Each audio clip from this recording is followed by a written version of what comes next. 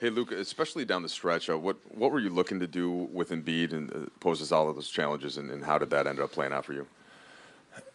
Well, we thought, Julius did a nice job on him the first time, but I mean, he's a handful down there, and then obviously, you get a nice whistle, it makes it even more challenging because every time there was some contact, it was two free throws, and he's a heck of a shooter, so it's not like you're gaining an advantage by sending him to the line. So then we have a couple different coverages. One, we try to double from the baseline, but our rotational man didn't get there in time. You got to be there on the flight of the pass. You have to be on your way. So when he has baseline, he's turning right into you. So we did not get there in time on that one. We doubled off the cutter one time, and when they saw us do that, they made the cutter J.J. Redick, so they could space him back out as a shooter. So we tried a couple different things, but you got to tip your hat. He's a heck of a player. He's hitting pull up 18-footers. They used him as a post pass entry, the man to enter the ball from the post, and he's relocating to the strong side corner and hitting threes. So he's a problem. So our guys played really well. They played really hard tonight. And you got to give Philly a lot of credit because they just kept making those shots down the stretch, and eventually we ran out of ours. Hey, low turnovers and a ton of offensive rebounds. When you're not hitting threes like that, is there offensively? Is there anything you're able to try to do to overcome that? Well, it's why we keep putting a huge emphasis on attacking the paint, attacking that rim. We know what our strengths are as a team, and right now shooting 3-point shots is not one of them. So even 27 of them I think is too many as a group. But I got a commitment from each player today at practice about shooting more extra threes. So I expect that number to start going up.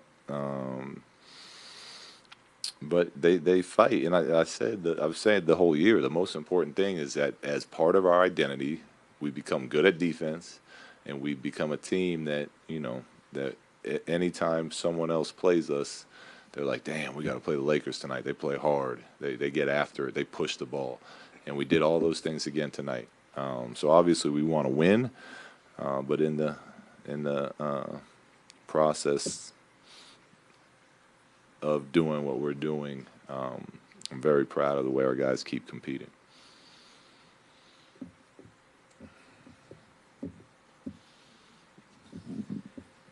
It was a tough game for Lonzo. You stuck with what was working tonight.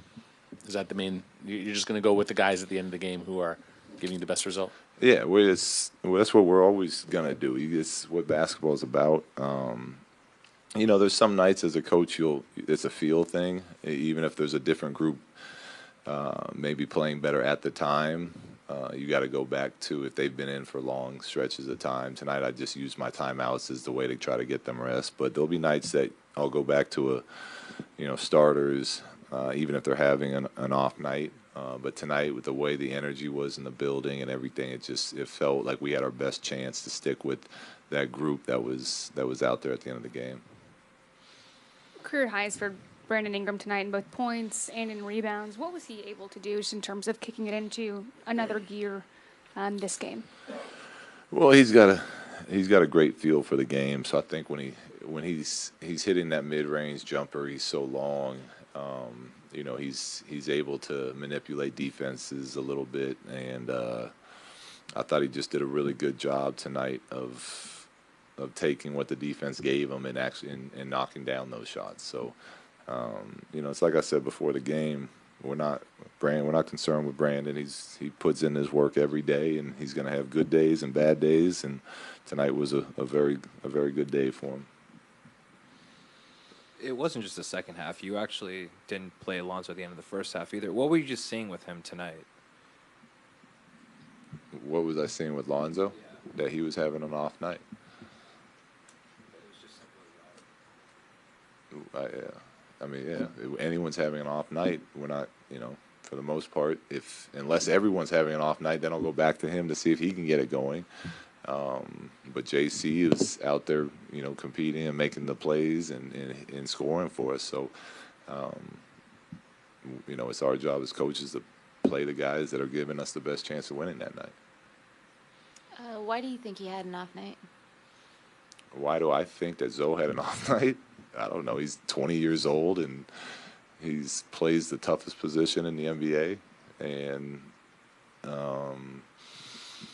10-year All-Stars have off nights. So of course our young players are going to have off nights as well. It's just the way that it works in our league. And like I said, Brandon had an off night the game before, and someone else will have an off night tomorrow. And tonight he didn't seem like he had it, so we went with someone that did.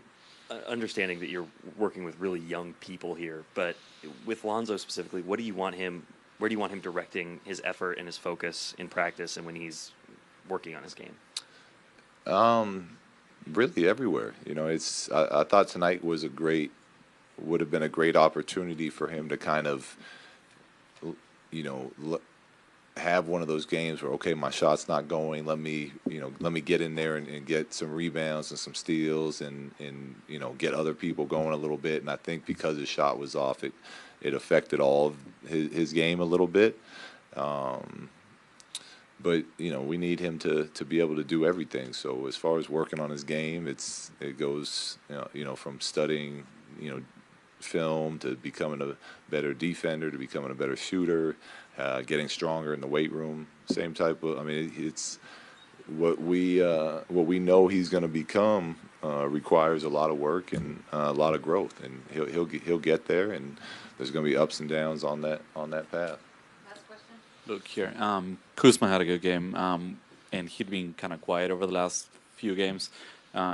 Is it as simple as him just adjusting, or the defense is adjusting to him? How do you see that process right now? No, I mean Kuzma, he hit some huge threes in that Phoenix game for us down the stretch. And I think obviously teams, as they get to know him, will adjust and try to take away his strengths. And he's naturally, at least since we've had him, he's very aggressive, which we love. But as we coach him, we want to keep making sure that there's that line of what's a good shot, what's a bad shot, when to pull a three, when to we need to run into screens and dive to the rim, don't pop every time. So there's a lot that he's processing on the court. But the great thing about him is he loves to compete. So whether he's hitting shots or not, you're going to get that energy out of him. You're going to get that fire out of him. And as he grows as a player as well, we'll take the fact that he'll bring that every night.